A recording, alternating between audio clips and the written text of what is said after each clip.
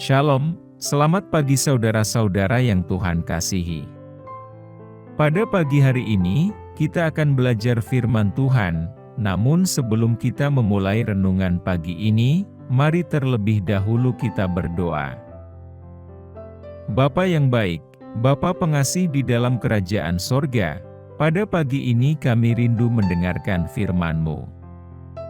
Biarlah kiranya firman ini bisa menjadi berkat untuk kami yang mendengarkan.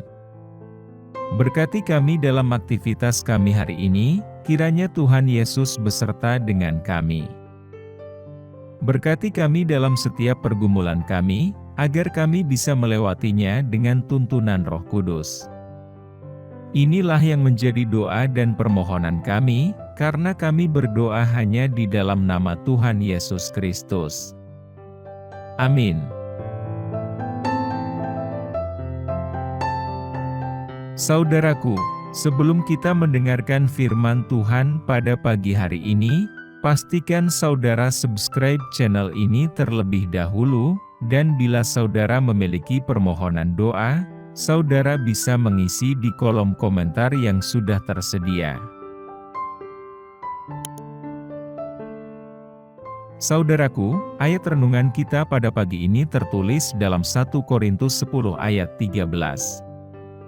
Demikian firman Tuhan. Tidak ada godaan yang menimpa kamu, melainkan yang biasa manusia alami, dan Allah setia, yang tidak akan membiarkan kamu dicobai melebihi kekuatanmu. Pada waktu kamu dicobai, Ia akan memberikan jalan keluar, sehingga kamu dapat menanggungnya. Saudaraku, dalam perjalanan hidup ini, kita seringkali dihadapkan pada berbagai godaan yang menghampiri kita. Godaan bisa datang dalam bentuk yang berbeda-beda, seperti godaan untuk berbuat dosa, godaan untuk mengikuti keinginan daging, atau godaan untuk mengabaikan prinsip-prinsip iman kita. Namun, kita tidak sendirian dalam menghadapinya. Firman Tuhan memberitahukan kepada kita, bahwa Allah adalah setia dan Dia tidak akan membiarkan kita dicobai melebihi kekuatan yang kita miliki. Saat kita menghadapi godaan, penting bagi kita untuk mengingat beberapa hal. Yang pertama, godaan yang kita hadapi adalah godaan yang biasa manusia alami. Ini berarti bahwa godaan tersebut tidak unik bagi kita, dan tidak ada yang luar biasa dari godaan itu sendiri. Allah tahu segala sesuatu tentang kelemahan kita, dan Dia tahu batas kekuatan yang kita miliki. Yang kedua, Allah adalah setia. Dia tidak akan membiarkan kita terjerumus dalam godaan tanpa memberikan jalan keluar. Ketika kita menghadapi godaan, Allah akan memberikan kekuatan dan hikmat kepada kita untuk menolak godaan tersebut. Ia memberikan kita keberanian untuk melawan godaan dan memilih jalan yang benar. Yang ketiga, Tuhan memberikan jalan keluar. Ketika kita berada di tengah-tengah godaan, kita harus berusaha mencari jalan keluar yang telah Tuhan sediakan.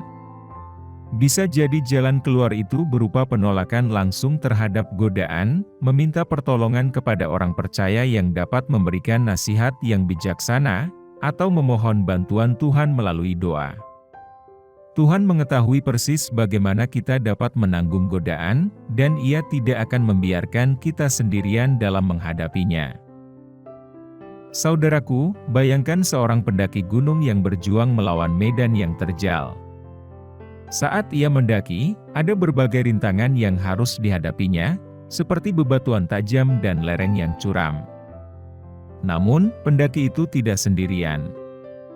Ia memiliki seorang pemandu yang berpengalaman yang selalu ada di sisinya. Pemandu tersebut memberikan bimbingan, kekuatan, dan petunjuk yang dibutuhkan oleh pendaki. Dalam kehidupan rohani kita adalah seperti pendaki yang dihadapkan pada medan yang berat. Godaan-godaan datang melanda kita seperti batu-batu tajam yang menghalangi jalan kita. Namun, Tuhan adalah pemandu kita yang setia. Ia senantiasa bersama kita, memberikan kekuatan dan bimbingan yang diperlukan untuk menghadapi godaan-godaan tersebut. Seperti pendaki yang mempercayakan hidupnya kepada pemandu yang berpengalaman, kita juga harus mempercayakan hidup kita kepada Tuhan yang setia. Ketika godaan-godaan datang, kita bisa mengandalkan kekuatan dan kebijaksanaannya. Dalam kasih-Nya, Ia tidak hanya memberikan jalan keluar dari godaan, tetapi juga memberikan kekuatan untuk menolaknya. Dalam menghadapi godaan, marilah kita memilih untuk mengandalkan Tuhan sepenuhnya. Jangan biarkan godaan menguasai kita, tetapi berdirilah teguh dalam iman dan kebenarannya. Allah akan memampukan kita untuk melalui setiap godaan yang datang, dan kita akan keluar sebagai pemenang. Saudaraku, ketika kita menghadapi godaan dalam kehidupan ini, kita tidak perlu merasa terjebak atau sendirian. Allah, Sang Pencipta dan Penolong kita, adalah sumber kekuatan dan hikmat yang tak terbatas. Dalam setiap situasi godaan, kita bisa percaya bahwa Allah setia dan tidak akan membiarkan kita terhimpit melebihi batas yang dapat kita tanggung. Menghadapi godaan adalah bagian dari perjalanan iman kita. Kita akan terus diuji dan dicobai, tetapi dengan kehadiran Allah di sisimu, engkau bisa berdiri teguh dalam kebenarannya. Percayalah, bahwa ada jalan keluar yang telah disediakannya bagi kita. Saat kita mencarinya dengan sepenuh hati, Ia akan memberikan kekuatan, hikmat, dan penghiburan yang diperlukan untuk menghadapi godaan dengan tegar.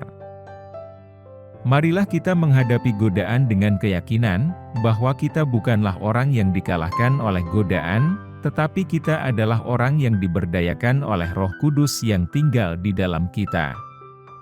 Dalam Kristus, kita memiliki kemenangan yang pasti atas segala godaan dan dosa. Melalui doa, bacaan firman, persekutuan dengan sesama percaya, dan kesetiaan dalam mengikuti kehendak Allah, kita akan terus tumbuh dan menjadi lebih kuat dalam iman kita. Jadi, jadikanlah setiap godaan sebagai kesempatan untuk memperkuat iman kita, dan mendekatkan diri kepada Tuhan. Jangan menyerah pada godaan, tetapi perjuangkanlah kebenaran dengan iman yang teguh. Ingatlah bahwa Allah adalah denganmu, Dia adalah pelindungmu, dan Dia akan memampukanmu untuk melewati setiap godaan yang datang. Saudaraku, berdirilah teguh dalam imanmu, hadapi godaan dengan ketekunan, dan berpeganglah pada janji Allah yang setia.